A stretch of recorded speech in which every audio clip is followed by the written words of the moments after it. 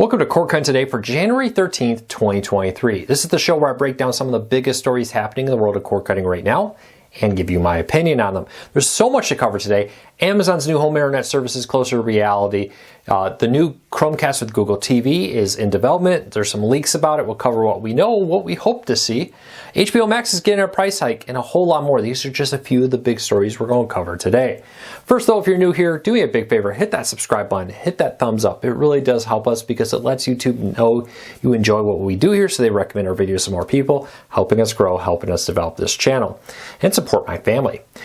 Second, hopefully we can help you break free from the high cost of cable TV, still watch the shows you enjoy. Hey everybody, Future Luke here, just jumping in to add one little thing here. So today, hopefully, I think we've gotten to the point where we're ready to move hosting. This afternoon, we're going to stop all activity on the website. So unfortunately, some big breaking news happens this afternoon. Follow me on Twitter, follow me on Facebook, links to those in the show notes down below. I'll post all kinds of updates down there. But we're going to pause to allow us to move hosting to new hosting. That's going to allow us to fix a bunch of stuff on the website once we can get that done. That's kind of the first step in our process to change the look of the website back to the way it used to be. Fix a few things that we know are wrong, like images showing up on social media, for example, and our story links. Hang in here. Hopefully today everything will go well. Knock on air wood, we'll call that.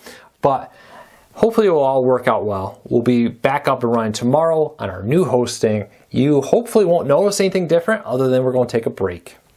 So I'll be posting on Facebook and Twitter with updates when we stop and when we resume news coverage. So make sure to follow me on Facebook and Twitter. Links in the show notes down below.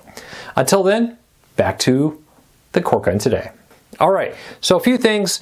I'm back. If you're probably wondering what Luke's doing here, if you didn't see the post earlier this week of the video, I'm back running Cord Cutters News full-time Monday through Friday doing these Cord Cutting Todays. I'll put a link to that announcement down in the show notes down below.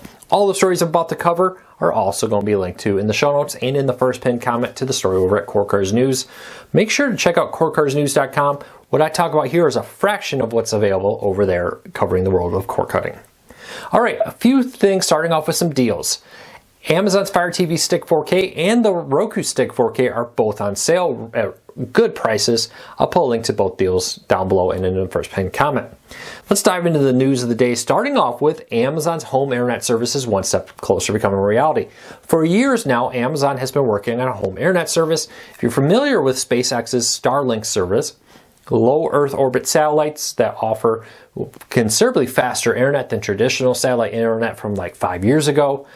Greatly improved, really nice service there. Now, Amazon wants to get into this. Now, Jeff Bezos owns Blue Origin, which is a launch company that's been building to launch satellites and more into space. But Amazon, separately from that, is working to develop their own home internet system, very much like Starlink system.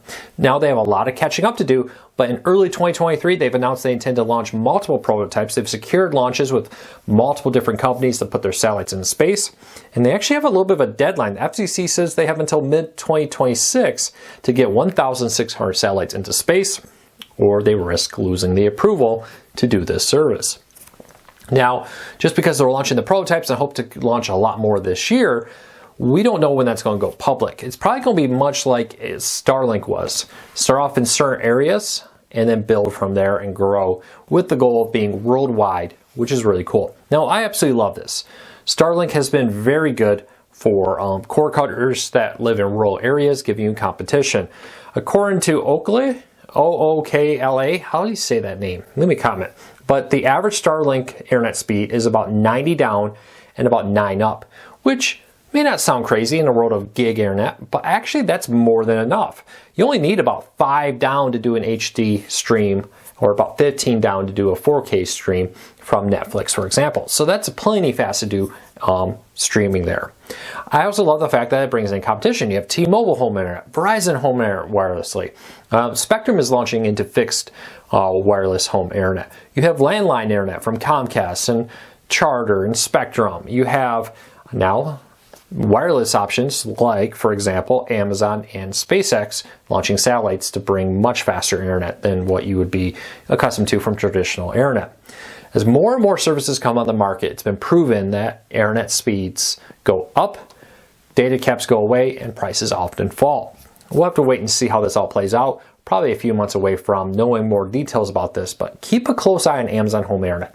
Even if you don't want to use it, the competition will be good for cord cutters. All right, Philo is adding some new channels. The Smithsonian channel and Pop TV both popped up here. Philo is a really great price service, especially if you're not into sports. Has a huge collection of different programming for the non-sports fan out there. Adding Smithsonian and Pop TV adds a lot of content to their lineup. If you haven't checked out Philo, because you when it first launched, it didn't have a ton of channels, they've really grown a lot in the last few years. I would encourage you to check it out. Link in the show notes to the story down below. All right. Are you a fan of Chromecast? Now, I love my Chromecast. I have a traditional Chromecast. I have, I think, every version of the Chromecast, maybe except for the HD version of the new Chromecast with Google TV. But one of the main complaints about the Chromecast has been the fact that you needed a tablet or a phone to cast it. And for like myself or the babysitter, that may not always be what they want. Google corrected that a while back by bringing in Chromecast with Google TV. It puts Google TV's user interface with a traditional remote, but still offers all the same ability to cast content from your phone, from your tablet, from your laptop to your TV. I absolutely love it. Now, one of the main complaints about it, though, was that the Chromecast with Google TV's price was very affordable, but the specs on it were kind of weak. There wasn't a whole lot of power under the hood for that device. Now, according to 9to5 Google, they've spotted in the Google Home app update some code language about a brand new Google Chromecast with Google TV built into it. Very excited about this. There's been a lot of rumors that Google has been working on getting a more powerful Google TV on the market, and I think that's great. I think Google TV is a great OS. I think the Chromecast with Google TV is great. It does suffer a little bit from being underpowered and low memory. So I really hope that this kind of keep it what it is. Add a tiny bit more power, a little bit faster processor, a little bit more RAM, a little bit more memory. I think they will have a real competitor to take on the Roku, to take on the Fire TV. Those two have really been dominating the market, followed by gaming systems, Apple TVs, and more. Chromecast has got a great opportunity with Google TV to jump into this and compete with them. I think if they could be a little bit faster, we'll have to see what happens there. Now, when Warner Brothers and Discovery merged, Discovery had a ton of debt, so did Warner Brothers, and they are looking for ways to get rid of it. Now, yesterday the news broke that they are looking at maybe selling off their music catalog for as much as $1 billion. You're probably wondering, what does this have to do with cord cutting? Probably has a lot to do with getting their debt down, to focus more on TV and maybe their new streaming service. Yes, Discovery Plus and HBO Max are reportedly going to be merging together, and according to reports, it's going to be maybe under the name Max as the streaming service. I don't know. That seems like a weird name. We'll talk about that in a minute.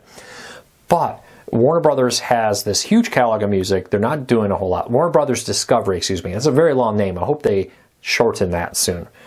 But with billions of dollars, if I remember right, it was $50 billion. There we go. $50 billion in debt.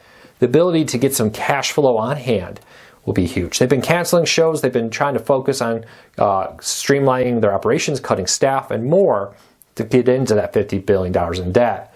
Selling this for $1 billion may not wipe that out, but that'll give them a lot of cash, allow them to buy down some of this debt, and focus on their streaming services in the future.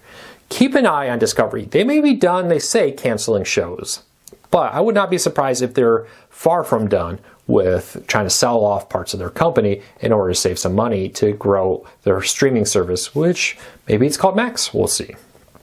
But with that, there's one other news that happened yesterday. They announced that for the first time, HBO Max is going to go up in price since the 2020 launch. HBO Max has been $14.99 for the ad-free and then $9.99 for the ad-supported version. Now they're announcing that the ad-free version is going up $1 to $15.99 a month. Kind of not surprising. With inflation, everything happening, it's kind of impressive that they kept the price where they did for so long. I suspect a lot of this has to do with the fact that Discovery's going to reportedly charge the same price as they do for HBO Max once they merge Discovery Plus into it for the new Max service. If that's the case, they probably want to get that price hike in now so that they can have a more successful price point where they can maintain a service with both Discovery, Scripps content, and HBO content all in one. We'll see how that all plays out. Let me know. Are you an HBO Max user? Do you intend to say subscribed, or do you think that this will make you cancel? Leave me a comment. Let me know. I'd love to hear from you on that. All right, so Roku channel. Are you checking that out? Free ad services out there are huge. They're getting bigger, and they've always been one of my favorite parts of cord cutting. I think a lot of people don't pay enough attention to it. They say ads, I don't want it, or they think it's going to be all junk content. The Roku channel, Pluto TV, Zumo, and so many others out there, Freevee, however you say it, from Amazon, have amazing amounts of great content. And now Roku channel is adding 11 new channels, and these ones are a little bit different. So the Roku channel has this guide in here which will allow you to stream through, much like Pluto TV and others, a live feed. But they've added 11 channels packed full of on-demand content. It's kind of almost like an advertisement. You get there, and instead of having a live feed wherever you happen to jump in, if you happen 15 minutes in, you're 15 minutes into the show. These are actual on-demand shows where you can click on them and they'll just start playing right there. And they have ones like Spotlight on Demand, Marathons on Demand, so a marathon of all kinds of different old TV shows, Family Night, family-friendly content, Crime on Demand, all kinds of crime-related content. If you know my wife, you'll know that's probably her favorite channel right now. And Action Pack, just to name a few of these 11 channels that came on with all kinds of different content. If you really haven't checked out Pluto TV, Freevee, News On, so many other ones out there that are free ad supported, really check these out. The Roku channel and more are excellent sources for great free content, name quality content too. So check that out. I'll put a link to that down below. And lastly today, the death of iTunes. Yeah, so there is a lot happening in the world of technology, and one of the things has been the slow death of iTunes. Now, you probably remember iTunes is probably one of the most well-known apps out there for both Mac and Windows. You needed it back in the day to set up your iPod, and then at first, I don't know, a lot of people remember this, you used it for your iPhone even. But slowly, Apple's been replacing it. On Mac, they got rid of it. They broke all the services out. There's Apple Music, Apple TV, etc., Apple Podcast apps. And now, reportedly, Apple's going to be doing the same thing to Windows. The Apple TV and Apple Music app have appeared in the Windows 11 as a developer early look on it. If you want to see the screenshots of what these look like, I'll put a link to them down in the show notes down below. Link into the story and in the first pinned comment. But the catch here is when you install these apps, it disables iTunes. So you can't have both. You need one or the other. A lot of people are like, well, I need iTunes. The good news is it appears that all the functions of iTunes will still be in these apps. You'll still be able to update your old iPod through the Apple Music, for example, transfer files back and forth, be able to watch Apple TV content and more. Now you can, if you so choose on Windows, just go to your browser and get your Apple Music and your Apple TV that way. But having the app allows you to do some additional things. For example, like I said, be able to update your old iPod if you still use them. Anybody use an iPod? Leave me a comment. I still got my old classic. Fortunately, the battery's bad in it, so I need to keep it connected, or second I unplug it, it stops working. But leave me a comment and let me know. What do you think about the potential death of iTunes? It's such a fixture in our culture. If you grew up in the 2000s, and it was my time past college, let me know what you think. It's just, to me, it just was always there. But it's a really annoying piece of technology nowadays to use. It feels very dated. So I can't blame Apple for trying to update it, and their decision has been to break it out. So there you go. Let me know. What do you think is the biggest story for the past 24 hours? Leave me a comment. Let me know what you think. Until next time, take care. Be safe. I really appreciate your support. We'll be back again on Monday with another video. If I get time, I'll try to do a review today. We'll see what happens with the move. Thanks for your support. I really appreciate it.